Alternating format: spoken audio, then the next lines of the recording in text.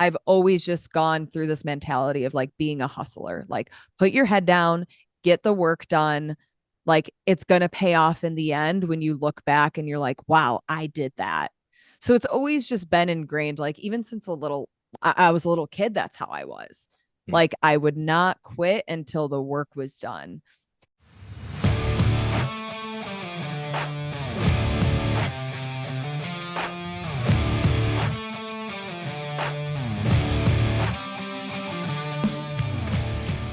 The fitness movement is brought to you by Zor Fitness. We offer coaching and individualized program design, as well as educational content for coaches and athletes. It's all at one place, zorfitness.com. Today I have the privilege of sitting down with Queen of Hustle herself, Lauren Kalil. Many of you probably know Lauren for the work that she's done through Morning Chalk Up, which is basically the go-to media source for news within CrossFit. Lauren ran the Morning Chalk Up YouTube channel and published multiple pieces of content every week. The bottom line segments where she would organize, interview, and edit conversations from some of the biggest names in the space. And recently, Lauren joined as a host of Talking Elite Fitness, which is probably the most popular CrossFit podcast. And many of you recognize the names that she's joining in Toomey, Marquez, and Woodland, as they are often on the CrossFit broadcasts for big HQ events like the CrossFit Games. So obviously we get into those things today. However, we also talk about her career before CrossFit in media and broadcast and TV, and how she went from being a former anchor and reporter in a number of different states, a number of different news channels, into breaking into the CrossFit space. One note, I do mention a few different links in the episode. I will link to those in the show notes if you go to zorfitness.com/podcast/089. You can also follow Lauren on Instagram at Lauren Kalil, Kalil spelled Kalil. I started off by mentioning how I am super impressed that she can find a way to manage her busy schedule. It's funny because like since I started right at the beginning of the season, it was kind of like, okay, we want you to do all of these cool things, but we don't know how we're going to make it work yet. So we're just going to like go on like a week to week basis of Mhm. like how traveling and all of that stuff has gone on. So it's just been like flying by the seat of your pants and figure out as you go, which like is exciting, but when you have like dogs and want to schedule things, it gets a little complicated. Yeah. Yep, for sure. It's always a little different when you're like super young in your career and like you can, yeah, have a little bit more bandwidth to be seat of your pants and travel and not have as Yeah. many, strings attached. So yeah, I mean, you just joined Talking Elite Fitness. That's pretty cool. Congrats. Thank Um, you. yeah. So what what did that conversation go like? How did that come to be? Yeah, it's interesting because when I worked at Morning Chalk Up, Tommy Marquez was there while I worked there as well for a time. Hmm. And I don't know, like him and I just like really hit it off in the sense of like conversations that we would have, like texting about the sport or in like different group channels talking about the sport. And like we always really collaborated really well. And he was one of the regulars that I would have on my show on the bottom line. And then when he left, I was just like super bummed because I felt like he like brought my show such value, and he made me better because he's been in the sport much longer than myself. So anytime I'm like going for like historical references that have happened like before like 2015, he was always like my go-to person. And not that I couldn't still like text him and stuff, but Yeah. obviously he was doing his own thing, I was doing my own thing. It just didn't really work to like collaborate on like a YouTube channel anymore.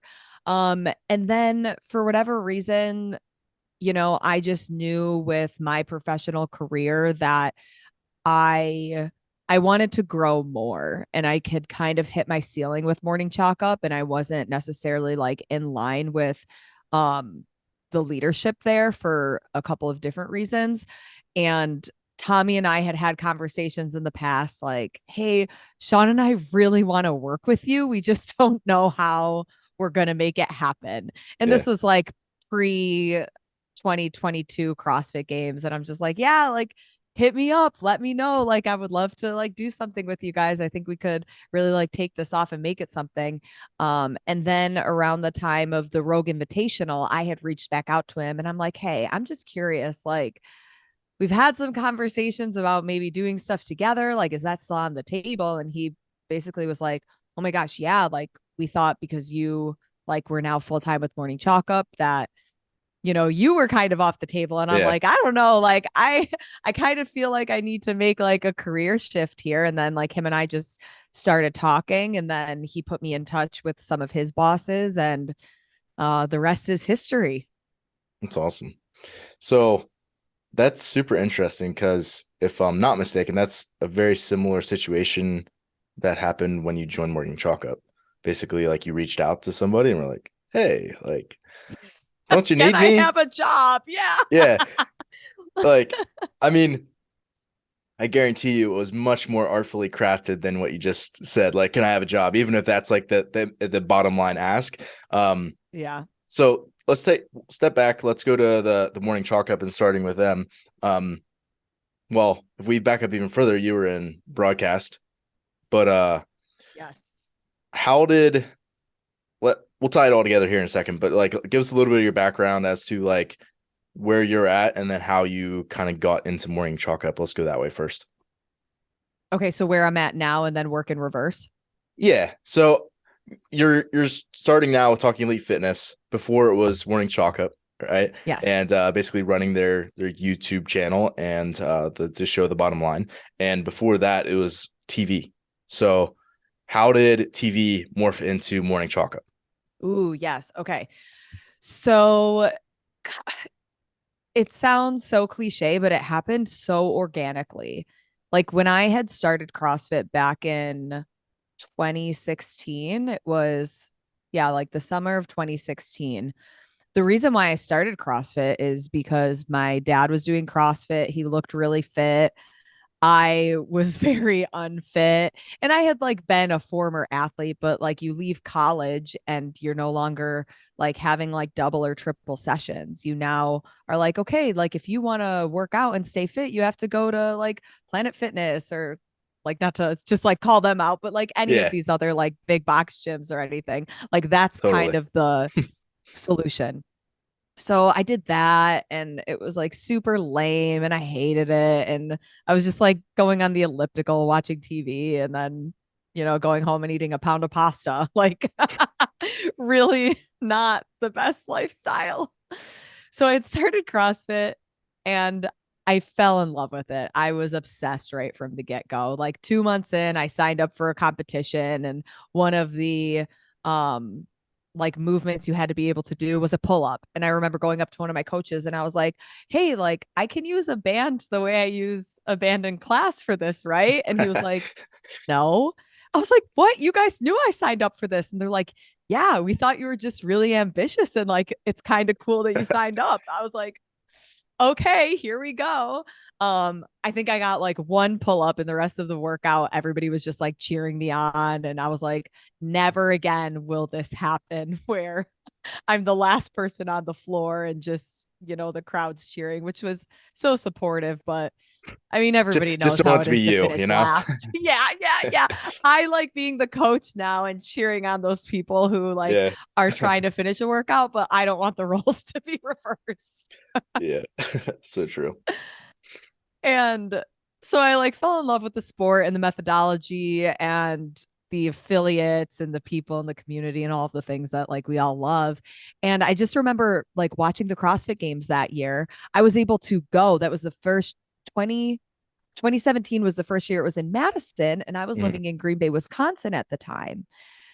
And I was like watching the live stream and then I was watching part of it in person, and I was like, man, like how does somebody like get to that stage? And I tried to do like some research, like is there like CrossFit.com, like how do I apply for like a media job here? And there wasn't like a link or any like No. form of information to send out. Um I think there were like some jobs that I applied for at CrossFit just to see if I could get my foot in the door, just because I loved it so much. And I was like, man, I feel like I could make my two worlds collide this way with my background in like journalism and media. And then something I'm super passionate about because I always wanted to do sports, but for whatever reason, there just weren't any like sports openings, or there were sports openings. And quite frankly, I just wasn't hired for them when I worked in local television. Hmm. Um, and so like I'm kind of like in the back of my mind, I knew that working like with media in the CrossFit space was always like the passion.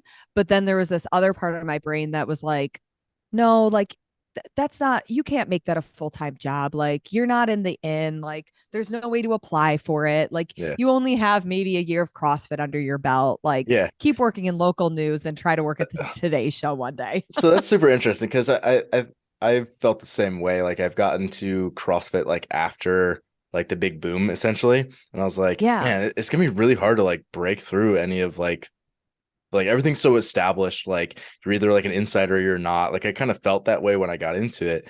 And it is like it's daunting feeling like, oh man, unless I already have the connections, it's pretty hard to get in.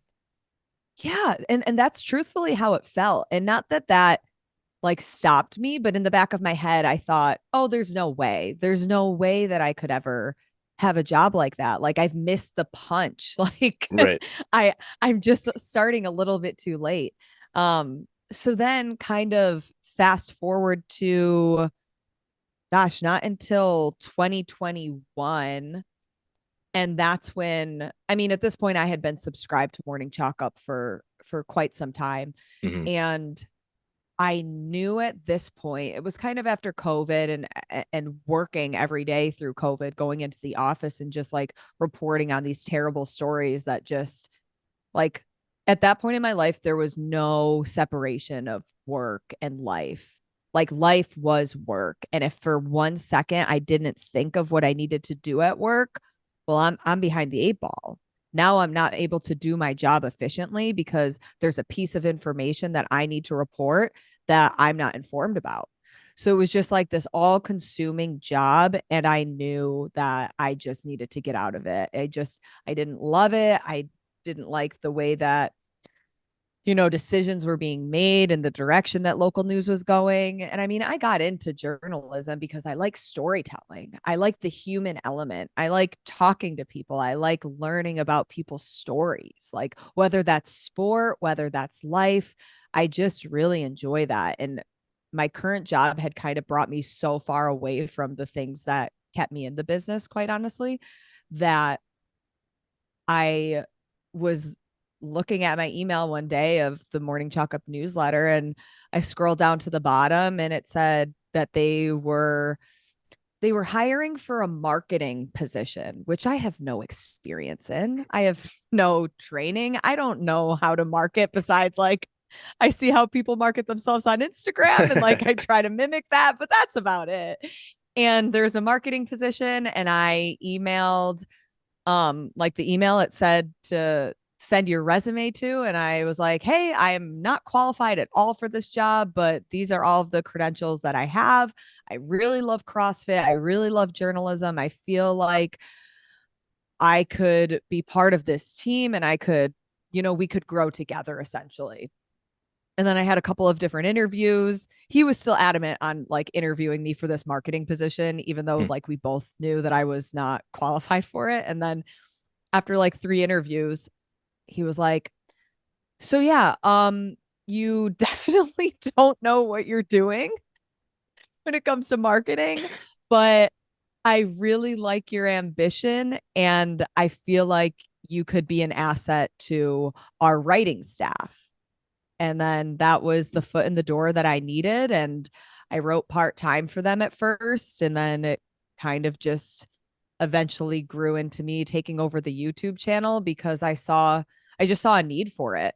And I was like, I know I have these skills and I have the resources in front of me to just, click record, shoot a couple DMs to athletes, see if somebody will jump on a video interview with me. And it kind of just went from there. Yeah. And I feel like it's super helpful when you have like the name behind you too. Like if you can reach out on behalf of, for example, like Morning Chalk Up in that case, and Yeah. it's like, hey, I'm with them and I'd like to help basically create publicity for you. It's like an easy, like a podcast is a very easy sell for a lot of people because it's like Yeah. you create content for someone else to market themselves essentially, which is always handy.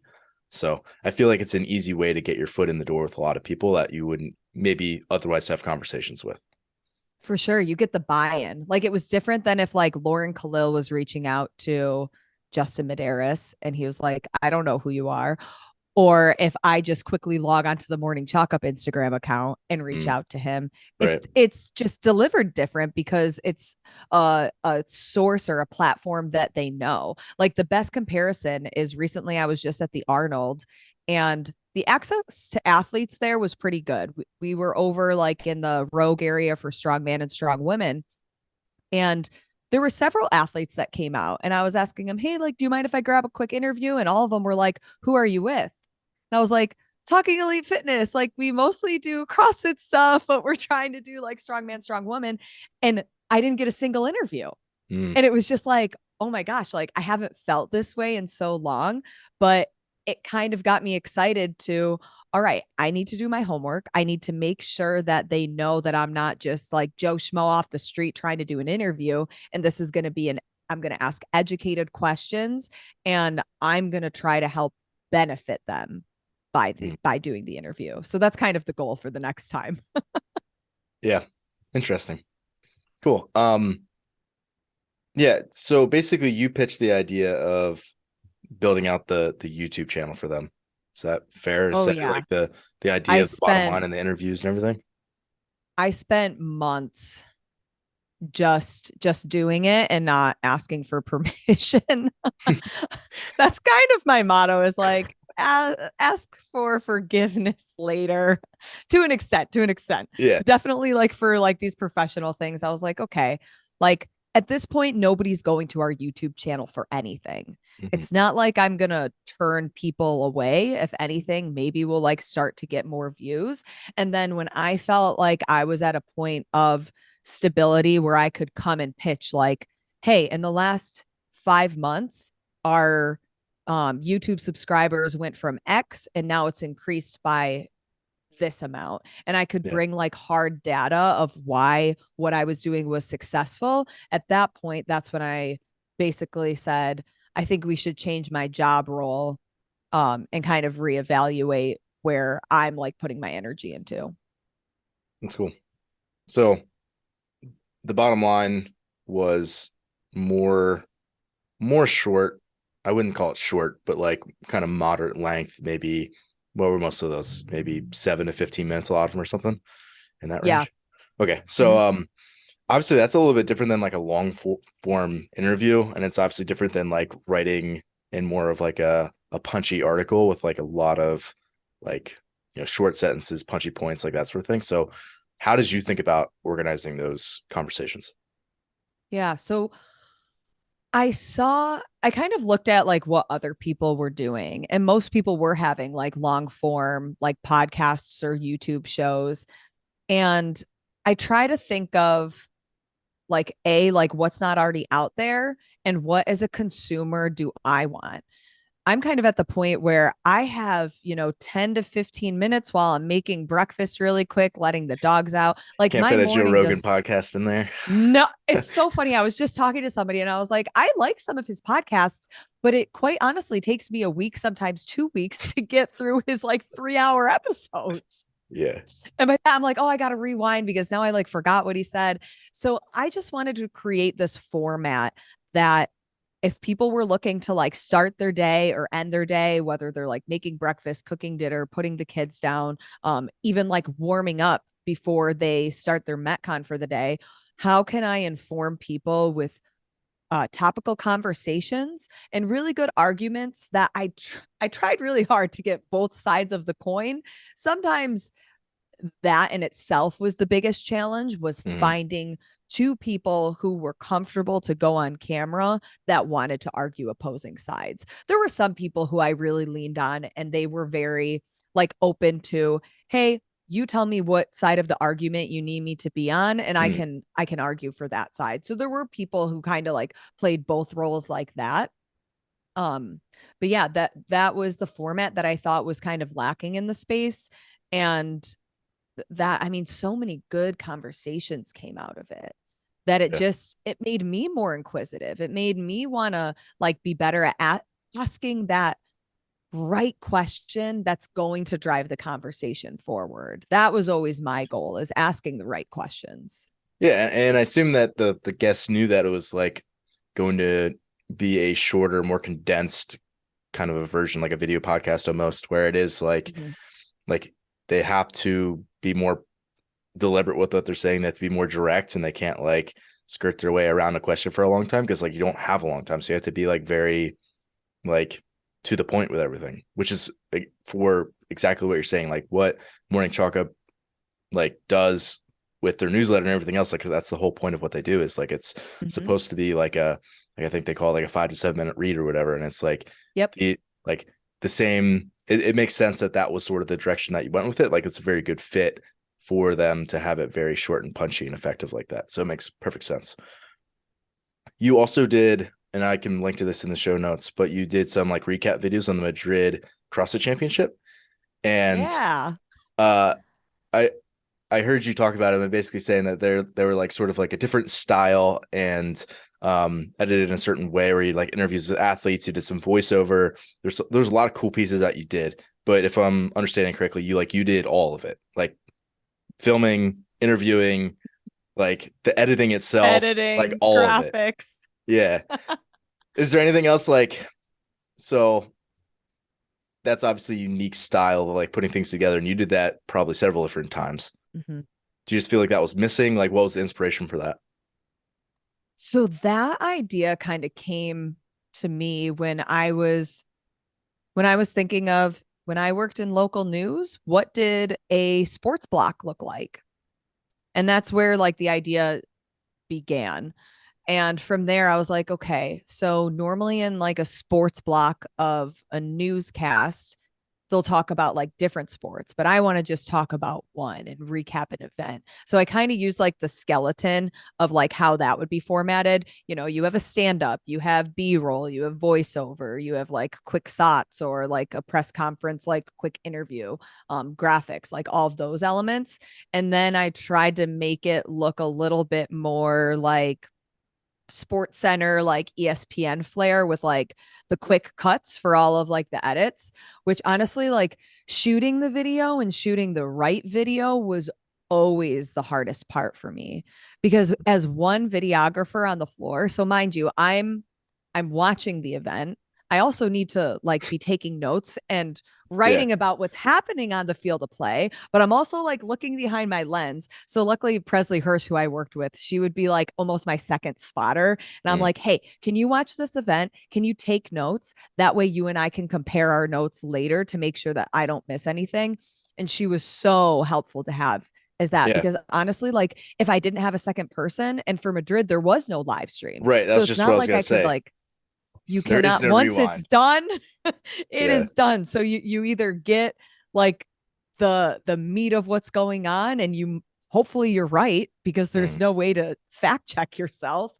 um that was kind of always the challenging thing. But man, Madrid, I was like, it's so funny, like somebody or maybe a kid who goes into a candy shop for the first time and they're so like bright-eyed and huge smile, they're overwhelmed with all of these things. That's how I felt until then maybe like your parent says, but you can only choose one thing, and your heart like sinks and you're like, but like there's all of these things that I want and I can only have one. And editing the videos and putting Mm. everything together almost felt like that because in Madrid, I'm not exaggerating when I say one of the nights I slept for 20 minutes. Oh gosh. I I got done uploading the video. I was watching the Wheel of Death go. I'm like, is this going to make it on YouTube? I don't know. And then I closed my eyes and then 20 minutes later my alarm was going off to like get back up and go to the next day. So in theory, I would love for the longevity of something like that. And I think maybe with the team I'm with now, I have those resources.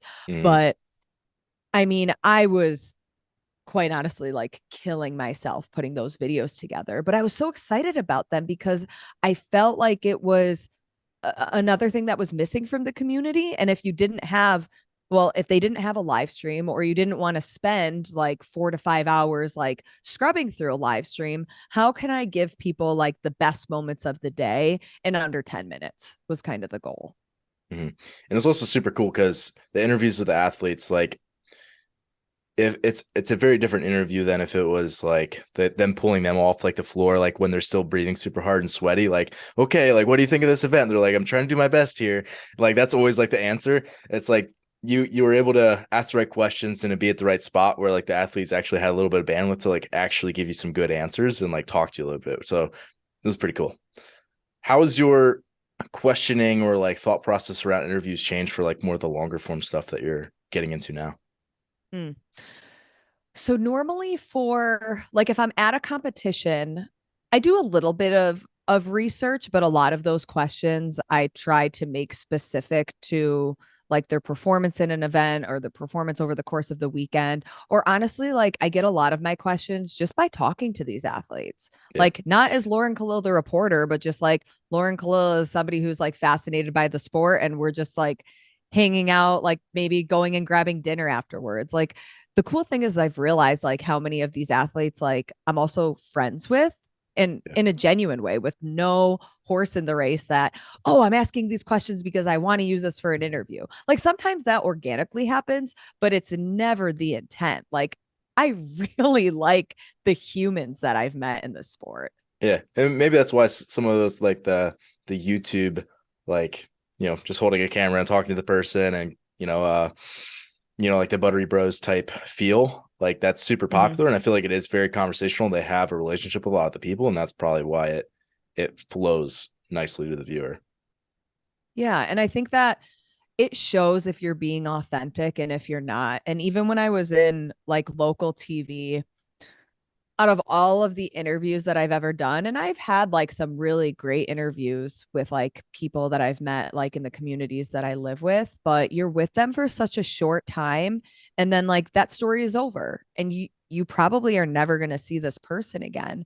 That just like it's so much more fun to be able to follow these athletes like for years and get to know them like on a deeper level because I feel like if anything it's made me be a better journalist and it's made me more interested in, hey, like not only Lauren is like the worker in the media space, but also like I'm a fan of the sport. Like I do the dang thing. Like what would I want to know if Mm, I was listening to like a 20-minute interview with, Mal O'Brien? mm. Yeah, you recently did an interview with Tia. It's really Yeah. good. It's on Talking Elite Thank Fitness, so you. people can check it out. Yeah, I'll link to that as well in the show notes. Yeah, you did a great job in that, and like you do a very good job of like asking tough questions, but also being respectful with it.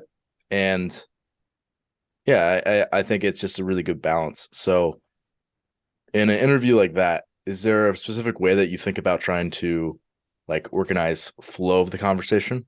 Mm.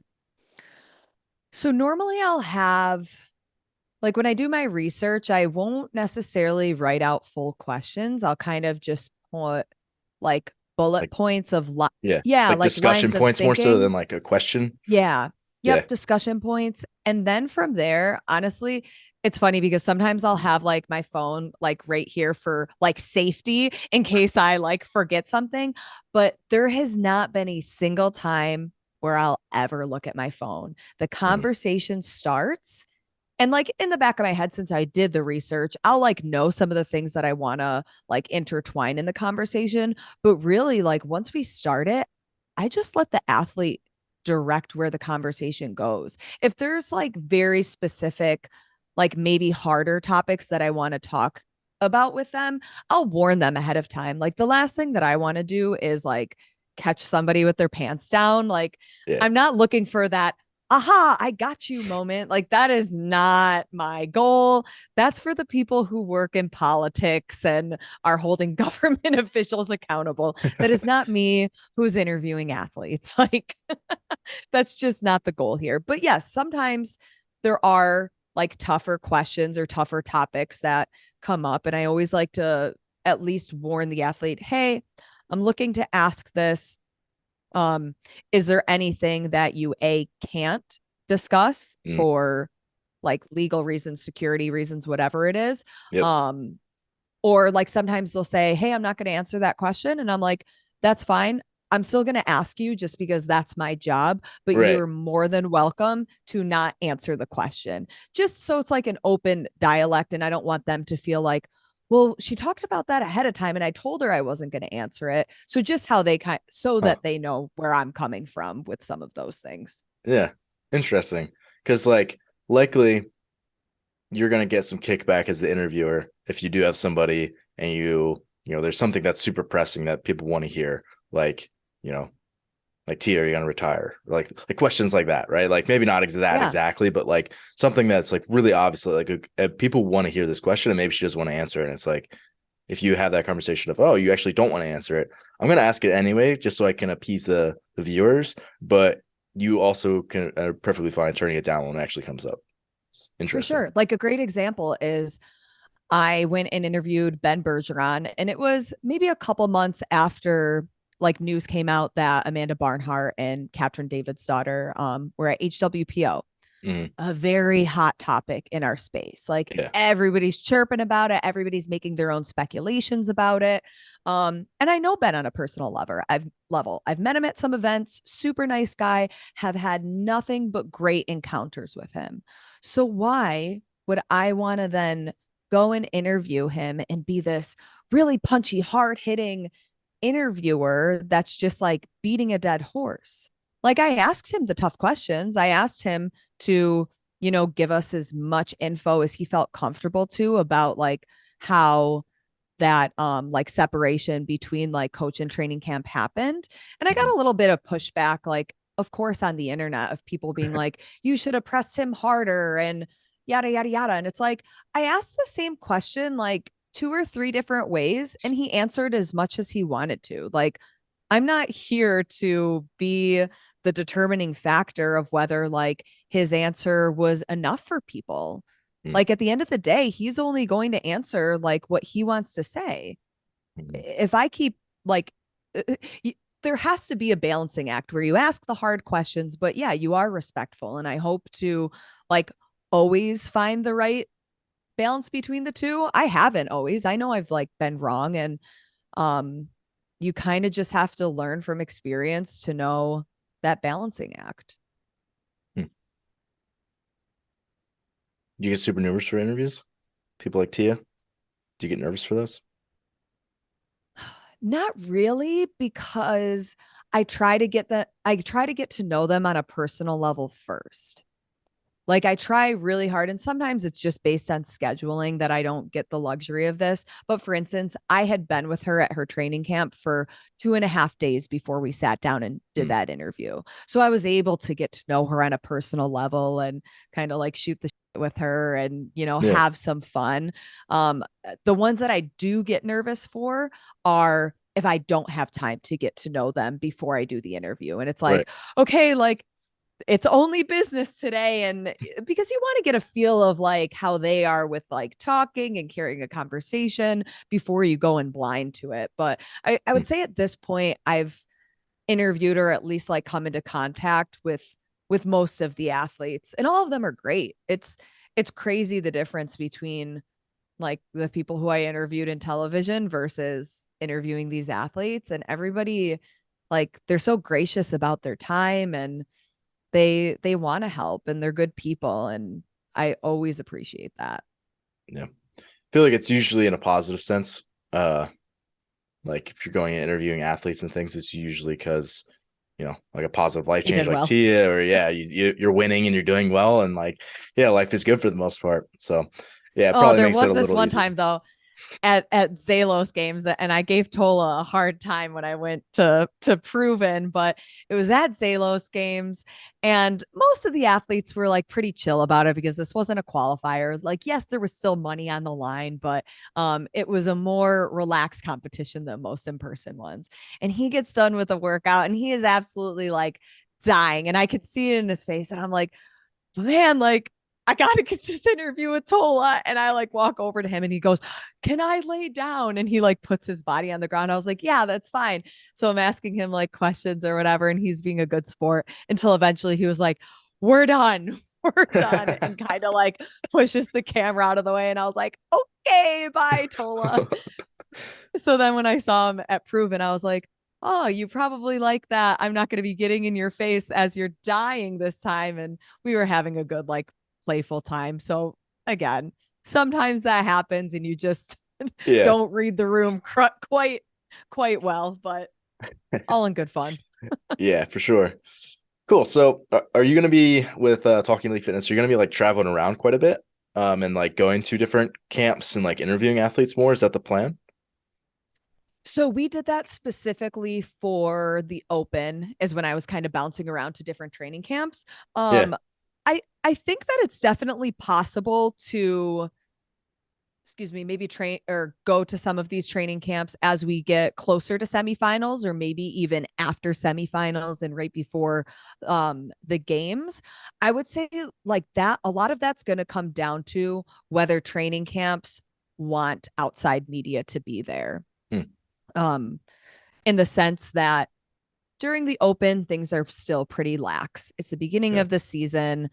I mean, if and again from other people that I've heard, just the community is very small and sometimes scores get shared when they shouldn't be shared. Hmm. So training camps take that super seriously about we only kind of want like our people in here once it gets to a certain stage of the game.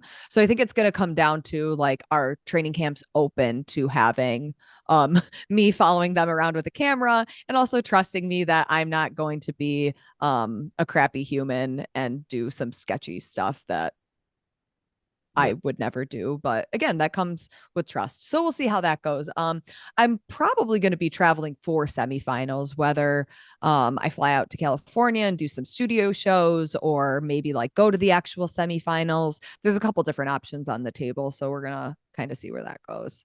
Yeah. So you were at Proven, you were at Training Think Tank. Am I missing anything? Nope, those are the two because then the Okay. last week I was at the NFL Combine and then the Oh yeah, Arnold yeah. Strongman Classic and then we dropped into a local affiliate for the last week of the Open, which was fun. Cool. So yeah, I mean, I had seen interviews with like Travis and Alexis Alexis Raptis. Raptis. Mm-hmm. Yes. So for example, when you're there and watching them throw down, you're just like figuring out a time where you can schedule and like sit down with them in a room and just get a camera on them and talk a little bit. Like, how do those conversations typically go? Yeah. So most of the training camps will have some kind of manager that I'll coordinate with. And then they'll either set up all of the times or then they'll put me in touch with like the athletes that I'm looking for. But most of it, it's been super casual where they're like, yeah, just come here and then talk with the athletes and see what works for them. And I mean, so far it's worked for everybody. So I'm kind of I'm at their disposal on what times we want to record and stuff. But it's fun because then I can get video of them training and then I'll even train a little bit, not necessarily with them, but in the same room as them. Yeah, no, super cool. So yeah, join Talking Elite Fitness, and I feel like Sean and Tommy have a very interesting dynamic, and it's very unique to them. Um, is it tough jumping in? Is like, did you feel like the third wheel at all? um, no, they're so welcoming that Yeah. I never felt that way from them, but I will say that it's almost this kind of imposter syndrome. Mm. Like I would be lying if I said that it was anything but that. Not so much now because it's been, about a month and I've worked with both of them in person, but like they were the guys that I listened to on the CrossFit Games broadcast. They were the reason why I had that little tiny voice in my head saying, I wonder if I could like do that someday. I wonder if I could somehow get involved with that. And now to be working alongside them, sometimes I'm like, how did this happen? I don't even know how I got here. Like, I just blacked out for the last 3 years of my life. Yeah, no, they've definitely been figureheads for a long time, and it's got to be a really cool opportunity to be working with those guys. I mean, they're yeah, like super well respected, like well spoken. I mean, they do broadcasts for HQ, like a Mm-hmm. little bit of everything. So it's pretty cool. I have to imagine that their schedules are also pretty crazy. Like that there's like all three of you are like juggling all these crazy times, and I'm sure that's also super challenging to coordinate and figure out when we can all, you guys get onto the same schedule and link up and actually talk a little bit. Um, so it big picture, if we zoom out a little bit, like what do you hope your your impact is with Talking Leaf Fitness and what you're doing there? Hmm. So, I don't know exactly when it's gonna launch yet, but I do have a new sports show that I'm hosting in the Cool. works. That's gonna happen once a week on the Talking Elite Fitness. I think it might just be YouTube because we're gonna have some really fun graphics that are gonna make it debate style, game show style format. um, Sweet. and it's going to be really fun. It's basically a version of the bottom line, like completely juiced up. So I kind of took like the bones of what I did there and I was like, okay, how can we make this even better and more interesting? And that's what I'm going to turn this new sports show into. So that should be launching hopefully in a couple of weeks or so. Definitely before like semifinals, sometimes or sometime around like quarterfinals. And yeah, I'm really just hoping to continue to drive the conversation forward and be somebody in the space that's always curious. And I want to make others curious. And hopefully I ask the right questions to, get us to a point where we keep saying, yeah, these are the right people in the space to make the sport more professional Mm. and to make it feel like we have the same kind of content that sports like the NBA and NFL and all of the other sports that are on a bigger scale have. Like I want to provide that for the community. So hopefully I'm just one of the puzzle pieces to move that forward. Yeah, you definitely are. All right, last question for you. Where did Queen of Hustle come from? It's so funny. I actually don't really know. Like I was talking to Kenny from Sherpa Works, Yeah. and this was, gosh, when was this? I think this was around Rogue or the games. Yeah, maybe Rogue.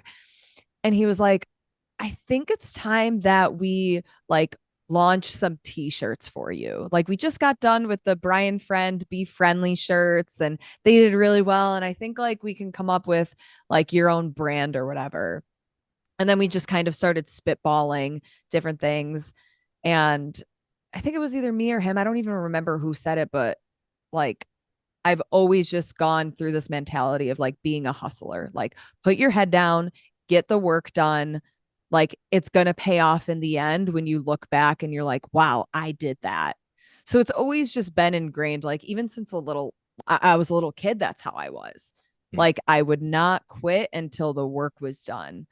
And then he came up with like a couple different templates and he had Kalil Queen of Hustle. And I'm like, oh my God, that is amazing. And there's like on the shirt, it has like two Samoyeds, which is the type of dogs I have at the Yep. end. And I was like, this shirt could not embody more of who I am. And the fact that it was tie dye, like, I'm into bright colors. Nothing in my wardrobe really ever matches. That's just kind of my style.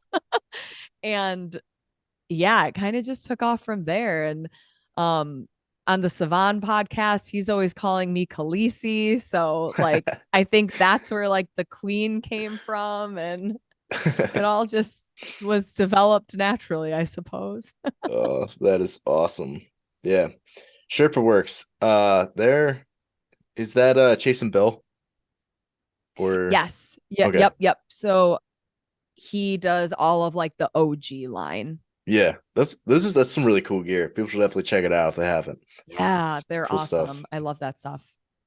Yeah. Queen of Hustle. There you have it. Hey, Lauren, thanks so much for doing this today. Yeah, thanks. This was so fun. Thanks for listening today. If you're someone who just found the show, I would encourage you to subscribe so you can stay up to date. If you're someone who's been listening for a while and enjoying what you're hearing, I would encourage you to leave a rating or review for the show. It would definitely help us out. And lastly, if you're someone who does take your fitness seriously and cares about your performance deeply, I would encourage you to look into hiring one of our coaches. Until next time, stay the course.